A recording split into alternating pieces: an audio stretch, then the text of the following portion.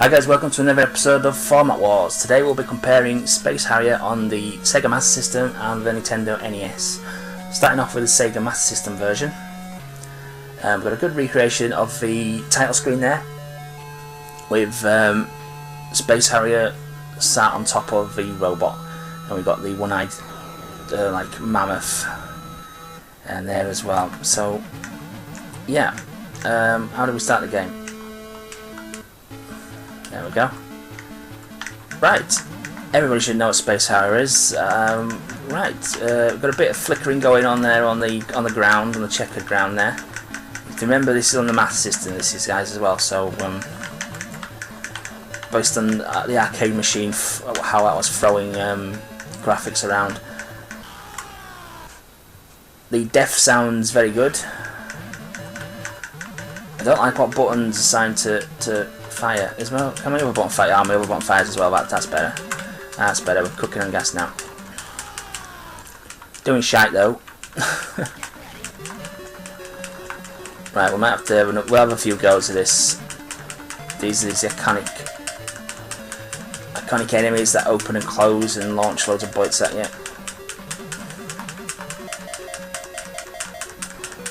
The pace of the scrolling's not great, but it's good effects, and I think the flickering would be a lot worse if they did increase the speed, really. So I think it's probably a wise decision. There's no flickering going on in the skybound enemies. That's one thing. It's just the things on the ground really interfering with the checkered pattern. Now we're on the boss now. First dragon. Yeah, here it comes. Bit of flicker in there. Oh shit. Game over. Right, well, we'll start again. Go at least get onto the second level. Now that I know I can use my other buttons, fire. That's a lot better.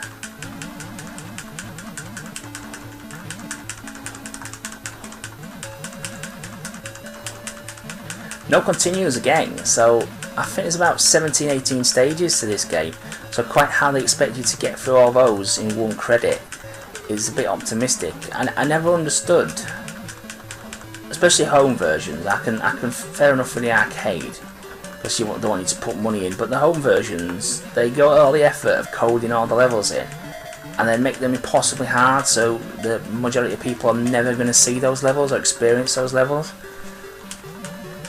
Now you think you'd want your work to actually get looked at, but very strange decision not to have any continues. And maybe there's a cheat for it to put you know, button combinations to give you infinite lives or something. I don't know, but 3 lives to complete the entire space area. If you can do that, you're bloody good.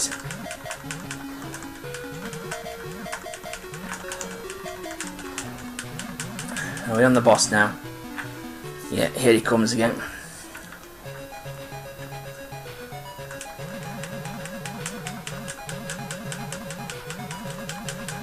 Right, you have to get him when he turns, get him when he's coming towards you, and then when he's right close, and you can hit him with his head a bit when he's going away from you. That's not bad effect, that actually. That's pretty decent. Try it. Oh, he's dead. On at level 2, Geezer. This is another iconic Space Harrier boss if we can get to the end of this, with the spinning faces.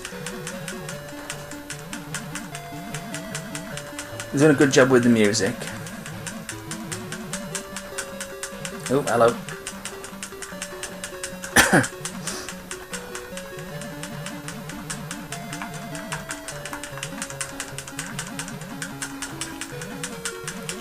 The flickering's not as bad on this level as well. I mean, it's still there, but it's not as prominent as it was on the green stage. Those pillars are indestructible, unlike the trees in the first level. Is he just... I've never noticed that before. He's got a smiley face on the back of his gun. Look at that, it's a smiley face.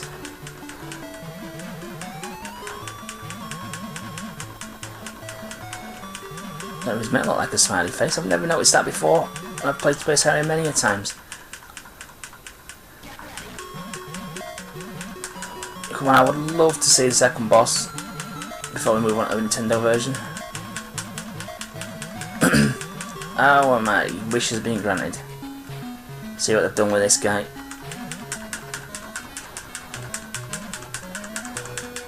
Oh, that was brief. I got the middle section straight away. Oh! Yeah, this level gets a bit frisky now. He's bouncing with the hopper things.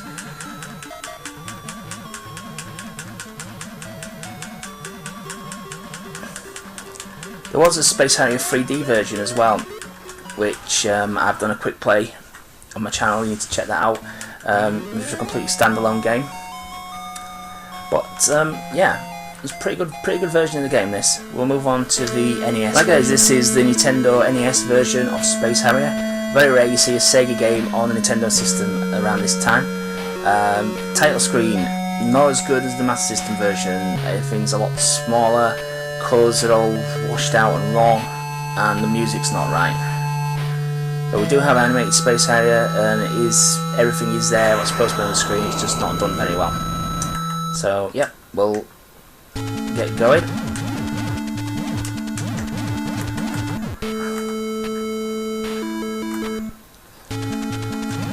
Right, first of all, what the hell's going on with the sprite? He's way too small. He's way too small. And the speed's not there either. It's pedestrian.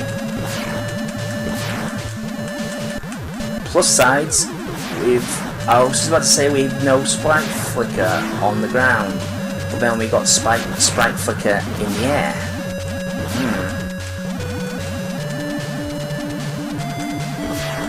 Right. Music's good. Music's very good. It's a lot easier. That's simply because there's no speed to it. The deaf sound is completely wrong, but they have done a decent job of the music. And now we're getting sprite flicker on the ground as well. Bugger.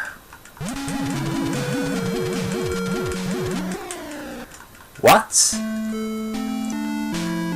Yeah, that was a bit, yeah, anticlimactic. Well, we'll have another go. I presume we can't continue like the Master System version. Yeah, they expect us to complete the game in 3 lives. Yeah. Oh, you can hold your fire button down. Didn't know that. Next thing's easier. It saves my finger.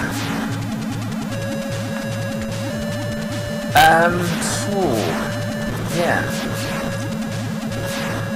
It's a common thing with Nintendo systems, the NES. Why did they always make the sprites so small? Everything seems to be small and out of scale, really. I mean, the play area seems absolutely huge. And the thing with the Space Harrier game was you had a nice big sprite, and it was quite claustrophobic because you had big massive pillars and big massive trees zooming up to you. This you haven't got that, and the Master System did it quite well, but this they're done wrong as well. There's a brief second where you can shoot them. I'm just going to dodge them because they just fire immediately as soon as they open, which is wrong.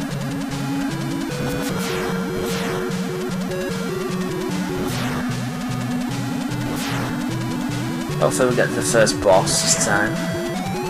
Need to get to the first boss to at least have a decent comparison.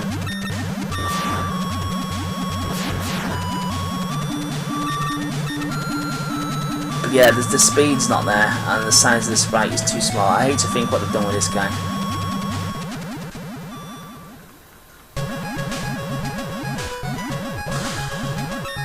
No. I expected he was going to be small, but he doesn't even seem to get close to you. He's meant to get in your face.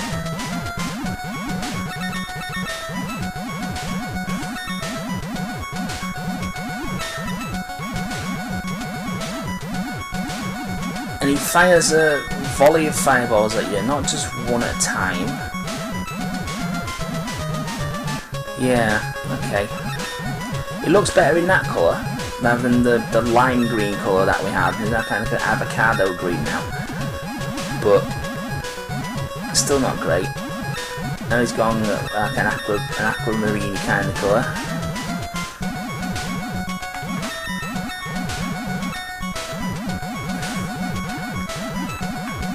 Because he's so small, I've no sense that I'm actually hitting him in the head because the target area is just so tiny. I mean, you're getting the tings, but the tings are when you're hitting him in the wrong place.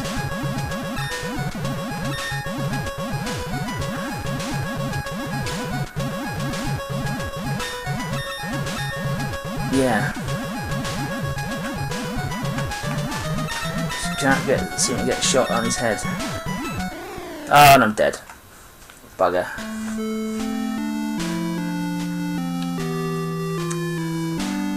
We'll have one go. I want another go. So I want to see the second level. I'm gonna see the second level just to give it a fair comparison.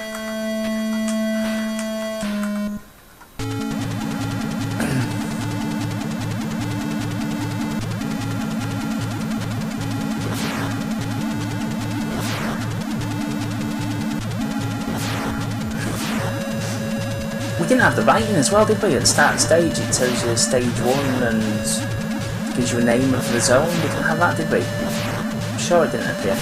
I'll have to watch that back before I do the verdict. So I always watch it back again anyway. So I'll watch that back just in case I am wrong there.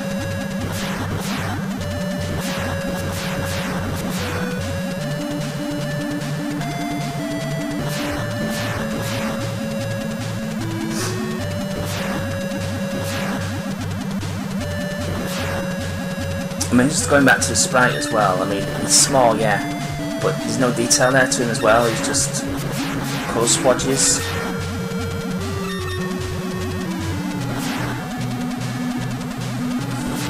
So commenting on the Master System version, I actually noticed that his back of his gun looked like a smiley face. You can't see that on this. You can't even see his feet. It looks like he's got no feet when he's flying. It's like he's just he's wearing half-mast trousers and they're too long for him and he's taking it or something. Look, he's got no feet. We're in the boss already. We're in the boss? Oh yeah. Right, okay. Went straight onto dark green already, or whatever green you want to call it. Ooh!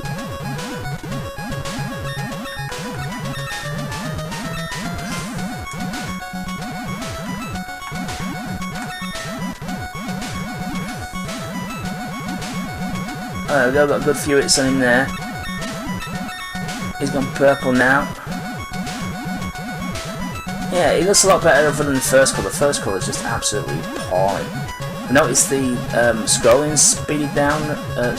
slowed down for this portion of the level as well. Obviously must be due to the boss appearing. I need to look out if we get onto level 2, which we should do with 3 lives, if the name of the level appears. No, it just says stage 2, we haven't got the iconic Space Harrier font.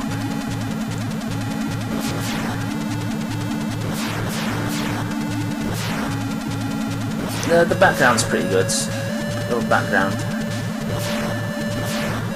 Again, you go back to the Master System version, look at these faces, they got right up in your face, they're really large on the screen. This, everything's just too small, it's like it's been miniaturized. It plays okay, but it doesn't play like Space Harrier. A lot of flickering going on in these guys.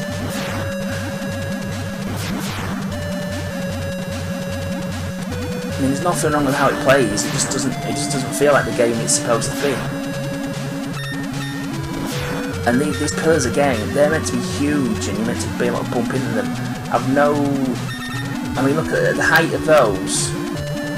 When they get closer to the screen, is not even halfway up the screen.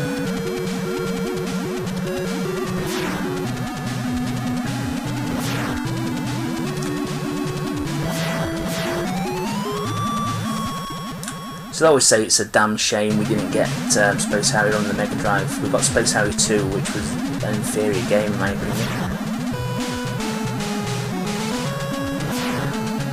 This boss is done wrong as well.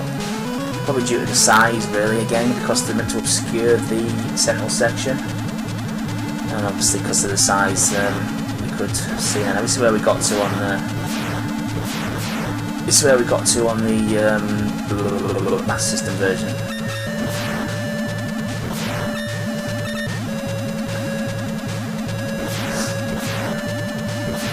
I'll carry on till I die.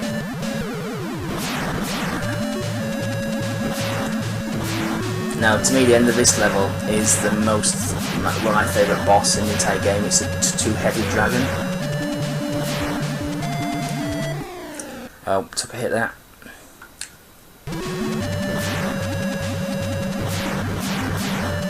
Obviously a beast that could never exist in reality. I mean, even if you could have, you know, as a living creature, because it's just two heads joined together.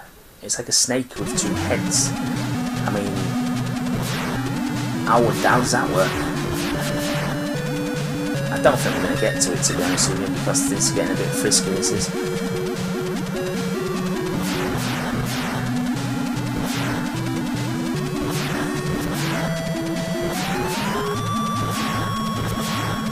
Oh no, we have. Oh no, we haven't. I thought that was it then. Oh Christ, that does burst of speed then for some reason.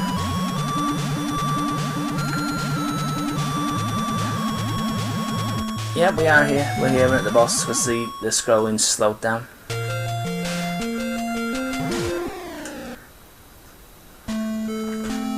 That's not a two-headed Hydra.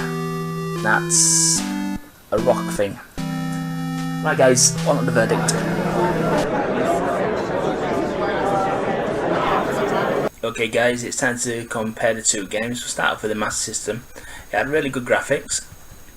The sound was really good as well. It was quite a good recreation of the arcade theme tunes. And it actually moved along at a slower pace than what I would have hoped, but bear in mind that it is on a Master System compared to what the arcade machine was. It was a pretty good attempt. All the enemies were present. Everything looked right. You had a nice big Space Harrier sprite. It was nice and nice and large on the screen, and the bosses and the levels were right as well. We also got the level names as you transition from stage to stage, and the colours were correct as well on the checkered flooring. The only downside graphically was when the sprites of the obstacles on the floor actually moved towards you, there was the blockiness around them where they disturbed the checkered floor effect. That's really the only criticism, really. I would probably go to say that based on a Sega console for a conversion, this is actually probably the best form to play Space Harrier in, to be honest with you. Because unfortunately the Mega Drive never actually got Space Harrier. They got the inferior Space Harrier 2, which is still a decent game, but it just doesn't have the same kind of thing with the first one. So yeah, if we move on to the Nintendo version, I don't know what they were playing at with it, to be honest with you. The Space Harrier sprite was very, very tiny. The claustrophobic level design of the arcade and the Master System version was completely lost because Harrier had so much space to move around in.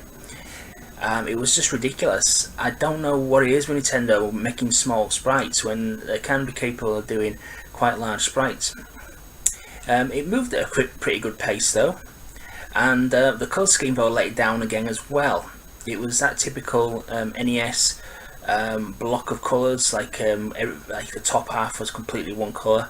There wasn't much definition on it. I mean, I think I made a reference on the Master System version. You could see the smiley face on the back of his gun. You couldn't see that on the NES version.